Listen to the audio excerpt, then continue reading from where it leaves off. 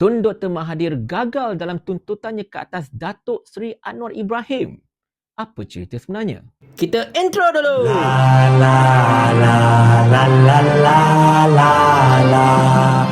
Assalamualaikum warahmatullahi. Pastilah anak-anak papa akan bergembira dengan berita hari ini, iaitu Mahkamah Tinggi Shah Alam telah menolak permohonan Tun Dr. Mahathir Mohamad agar perintah Datuk Seri Anwar Ibrahim mengemukakan dokumen-dokumen yang menjadi pembelaan kepada kes saman Tun Dr. Mahathir ke atas Datuk Seri Anwar Ibrahim. Sekadar satu recap.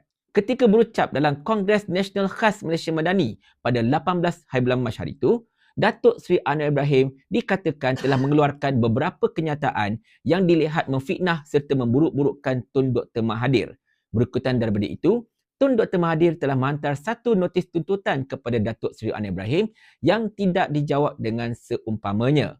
Dan selepas itu, Tun Dr. Mahathir telah pun memfailkan saman fitnah berjumlah 150 juta ringgit ke atas Perdana Menteri Malaysia itu. Dan dalam perjalanan untuk menuju ke arah perbicaraan, Kem Tun Dr. Mahathir telah memfailkan permohonan kepada mahkamah agar Datuk Seri Anwar Ibrahim mengemukakan dokumen-dokumen yang dikatakan menjadi rujukan kepada Datuk Seri Anwar Ibrahim ketika ucapan beliau pada Kongres Khas Nasional itu. Yalah, macam mana kita nak menjangtakan sesuatu tanpa bukti, betul tak? Tetapi Pesuruhjaya Kehakiman Zahra Hussein telah menolak permohonan tersebut dengan menyatakan bahawa ketika berucap pada 18 bulan Mac itu, Datuk Seri Anwar Ibrahim tidak menyatakan apa-apa jenis dokumen yang menjadi rujukan kepada beliau ketika beliau membuat dakwaan tersebut.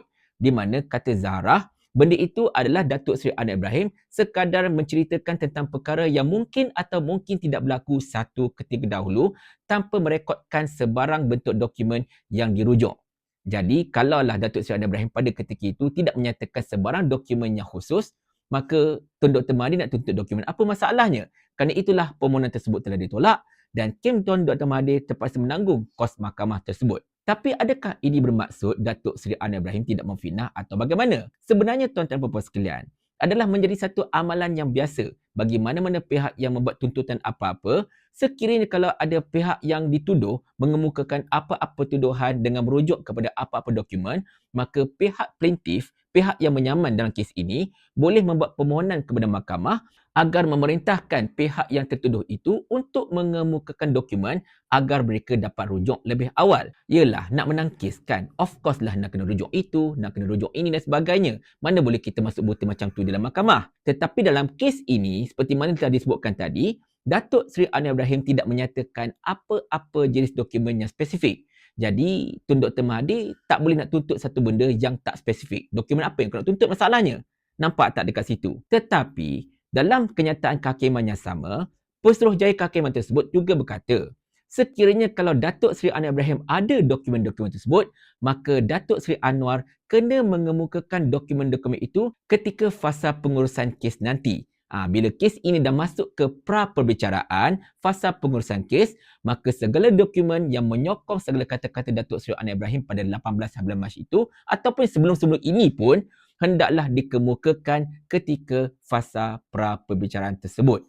Di situlah kita akan lihat sama ada kes ini akan masuk ke perbicaraan ataupun tidak. Jadi menurut Rafiq Rashid Ali, iaitu Peguam Tun Dr. Mahathir, beliau telah menegaskan beban untuk mengemukakan dokumen tersebut masih lagi berada di atas bahu Datuk Seri Anwar Ibrahim. Sebab by hook or by crook, tak kira bila pun, eventually Datuk Seri Anwar Ibrahim kena mengemukakan juga dokumen-dokumen yang dikatakan oleh beliau ada berkotak-kotak bukti dan sebagainya. Dia tak boleh nak elak benda itu. Sekarang dia dapat mengelak daripada mengemukakan dokumen itu kepada Tun Dr. Mahathir lebih awal. Tetapi bila benda dah masuk bicara, dia tetap kena kemukakan dokumen-dokumen yang dikatakan ada pada beliau itu. Jadi tuan-tuan dan puan-puan sekalian, maksudnya kat sini je lah, kes saman Tun Dr. Mahathir ke atas Datuk Seri Anwar Ibrahim ini masih lagi berlangsung, masih lagi berjalan. Cumanya Tun Dr. Mahathir gagal untuk mendapatkan dokumen itu lebih awal. Itu sahaja. Tetapi itu tidak menghalang Datuk Seri Anwar Ibrahim daripada untuk mengemukakan dokumen tersebut di dalam mahkamah ketika perbicaraan nanti. So, kepada anak-anak papa, jangan cepat meloncat sangat.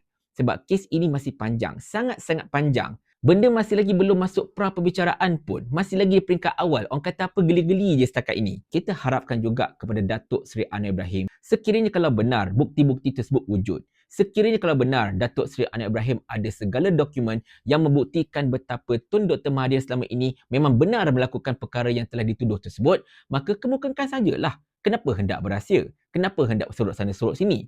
Inilah peluangnya kepada Datuk Seri Anwar Ibrahim untuk membuktikan segala tuduhan beliau ke atas Tun Dr. Mahathir sejak 25 tahun lepas sampai ke hari ini merupakan tuduhan-tuduhan yang betul, tuduhan yang mempunyai asas serta bukanlah satu fitnah. Jadi tak perlulah tunggu lama-lama. Tun Dr. Mahathir pun sudah hampir 100 tahun umurnya. Entah bilalah masanya beliau akan pergi buat selama-lamanya.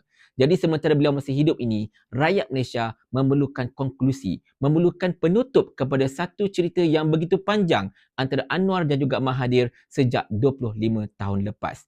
Dan kes mahkamah ini sebenarnya merupakan satu peluang yang sangat-sangat besar untuk rakyat benar-benar mengetahui siapa yang betul, siapa yang salah. Apa-apa hal pun, kita kena ingat satu perkara. Mahkamah ini terpisah daripada kerajaan. Jadi tak kiralah kerajaan nak kata mereka boleh buat sesuka hati ke apa-apa ke atas sesiapa saja, mereka tidak boleh melakukan perkara tersebut ke atas mahkamah. Kata-kata Sani Hamzan yang ni tak laku dalam hal ini. Kerajaan ni kerajaan kami. Jadi ikut suka kami lah. Paling kurang aku ada formula. Ni kau ada menteri berlambak-lambak ni satu formula pun tak ada. Otak letak dekat mana? Saya ulang. Sampai Abang Jamil mampus.